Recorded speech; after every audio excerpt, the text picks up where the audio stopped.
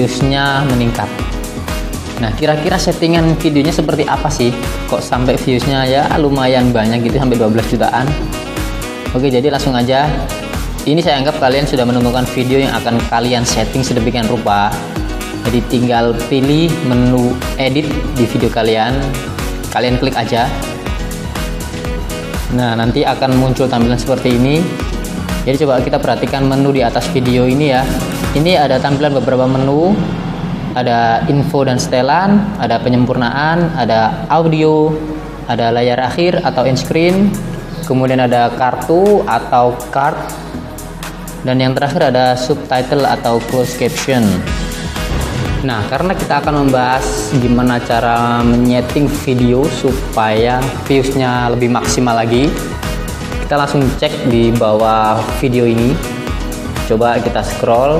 Yang tadi kita lihat ada info dasar, ada terjemahan, monetisasi, dan setelan lanjutan. Jadi kalau info dasar ini cuma mencakup apa ya, kayak judul video, deskripsi video, tag video, terus sama ini videonya dipublikasi atau di pribadi atau dijadwalkan, ada playlist juga. Jadi di info dasar ini sebaiknya kalian pastikan benar-benar judulnya pas dengan deskripsi sama tagnya. Jadi harus sinkron, harus selaras. Nah, kalau bisa nih ya sob ya, diusahakan di kolom deskripsi juga kalian cantumkan judul video tersebut, biar nanti antara judul sama deskripsi itu relevan. Nah, setelah info dasar sudah kalian lengkapi dengan baik, dengan benar, langsung kita masuk ke menu terjemahan. Nah, ini terjemahan ini adalah ada dua pilihan. Yang pertama bahasa asli. Bahasa asli ini video kamu ini termasuk menggunakan bahasa asli apa? Bahasa asli Indonesia atau Inggris, atau jangan-jangan pakai bahasa hewan. sorry bercanda sob ya. Jadi kalau contoh video saya ini kan menggunakan bahasa Indonesia, jadi saya pilih bahasa asli bahasa Indonesia. Terus kemudian kalau misalkan ingin diterjemahkan ke dalam bahasa apakah video ini, kalian bisa pilih yang sebelah kanan ini kan, ada terjemahkan ke dalam bahasa apa, tinggal kalian cek ke pilih bahasa, kalian klik di situ. Jadi banyak yang bertanya tentang seputar terjemahan ini, emang fungsinya apa sih kan terjemahan itu? Toh yang nonton juga bakal orang Indonesia sendiri ya kan. Jangan salah ya, ini nanti terjemahan ini memudahkan orang luar negeri, orang bule itu bisa melihat video kalian.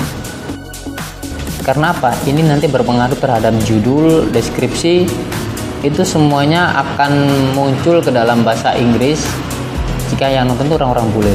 Atau paling nggak setelan infonya itu kalau misalkan disetel atau disetting bahasa Inggris, otomatis yang muncul di deskripsi ataupun judul itu nanti ke dalam bahasa Inggris.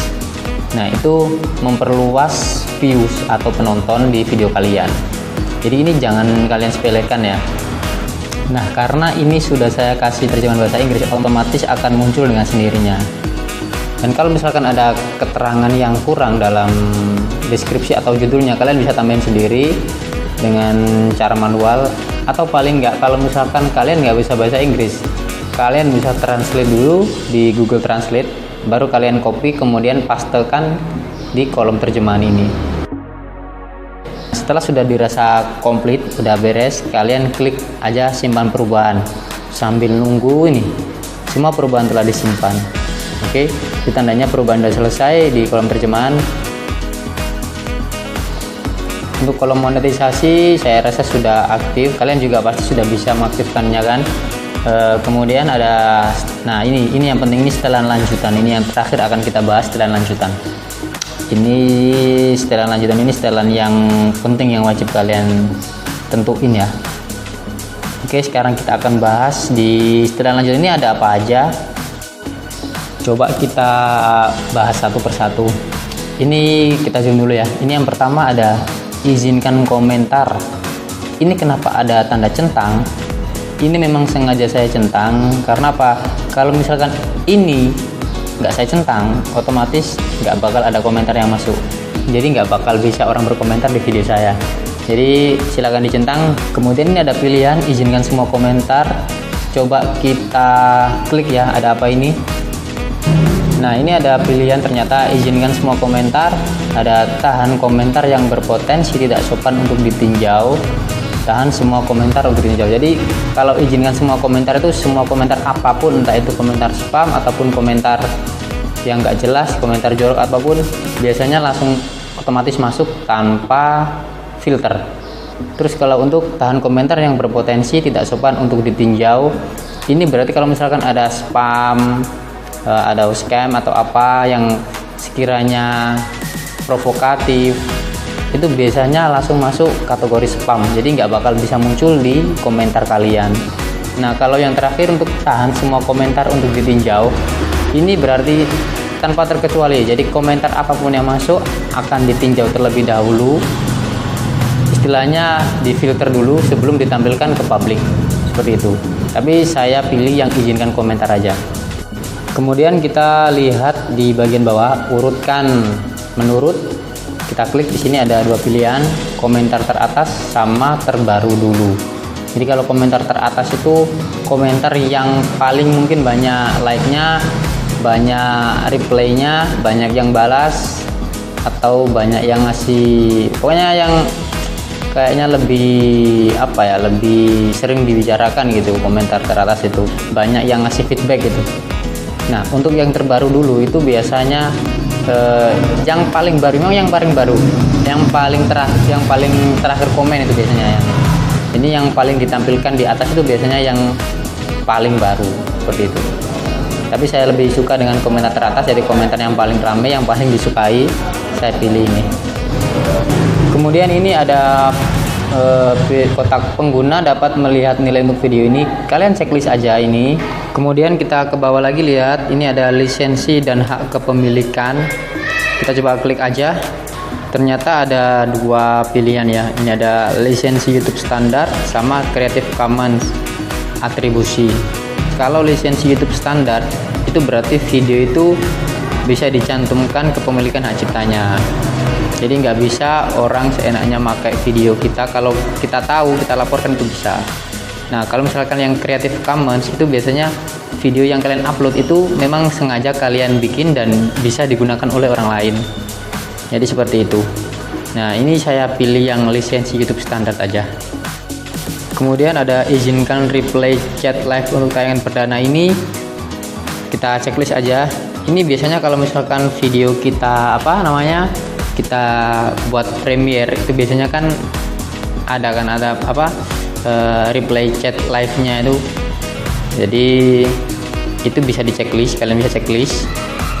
Kemudian ada lagi di bawahnya blokir pesan spam secara otomatis. Ini perlu kalian checklist karena apa?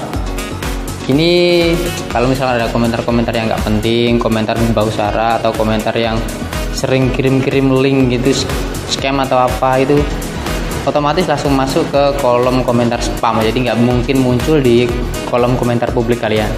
Kemudian di bawah lagi ada distribusi offline, ada pilihan di mana saja sama platform yang dimonetisasi. Untuk yang pilihan di mana saja itu berarti video ini tersedia di semua platform, entah itu di handphone, di website, jadi semuanya bisa tampil. Kalau untuk platform yang dimonetisasi itu tersedia di platform-platform tertentu yang mendukung monetisasi video kalian. Jadi saya lebih suka memilih yang di mana saja. Kemudian ada lagi yaitu sertifikasi teks. Coba pilih satu ya.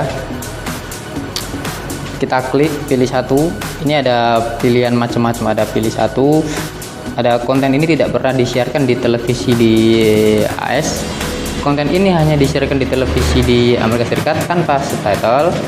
Ada konten ini belum pernah tayang di TV Amerika Serikat dengan subtitle sejak 30 September 2012. Ada lagi konten ini tidak berisi pemrograman video berdurasi lengkap. Jadi saya cuma pilih satu aja. Kemudian ada lagi opsi distribusi yaitu izinkan penyematan, centang aja. Kemudian ke bawah lagi ini ada pembatasan usia. Nah, jadi gini, kalau pembatasan usia itu gini. Kalau misalkan video kalian merasa ini di atas usia 18 tahun ya, usia dewasa misalkan, Jadi kalian wajib mengaktifkan pembatasan usia ini. Tapi kalau misalkan video kalian bisa dilihat secara umum, bukan orang-orang dewasa, bukan orang-orang tertentu, jadi kalian nggak usah checklist pembatasan usia ini. Oke, sekarang kita pindah sebelahnya. Ini ada kategori. Kita coba klik ya.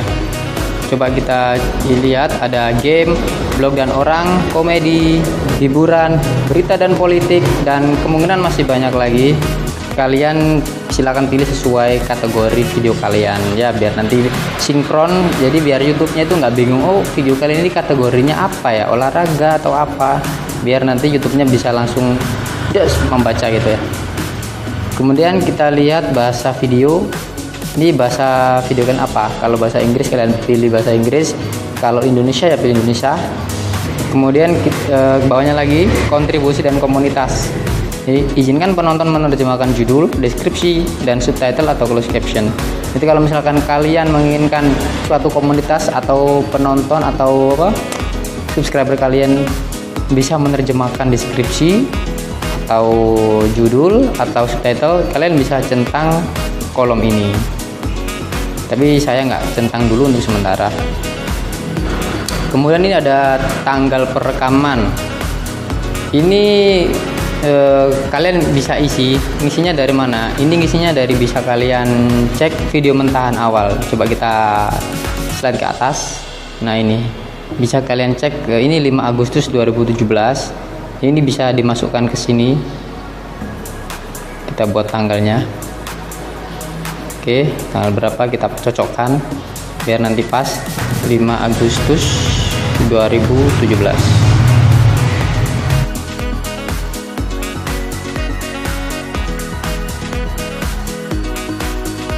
Oke, setelah ini kita pilih statistik video. Nah ini, jadi buat statistik video di halaman tonton terlihat oleh umum. Tentu saja ini harus kalian checklist karena ini penting. Oke, untuk video 3D nya Kota Senang 3D sudah tidak digunakan lagi.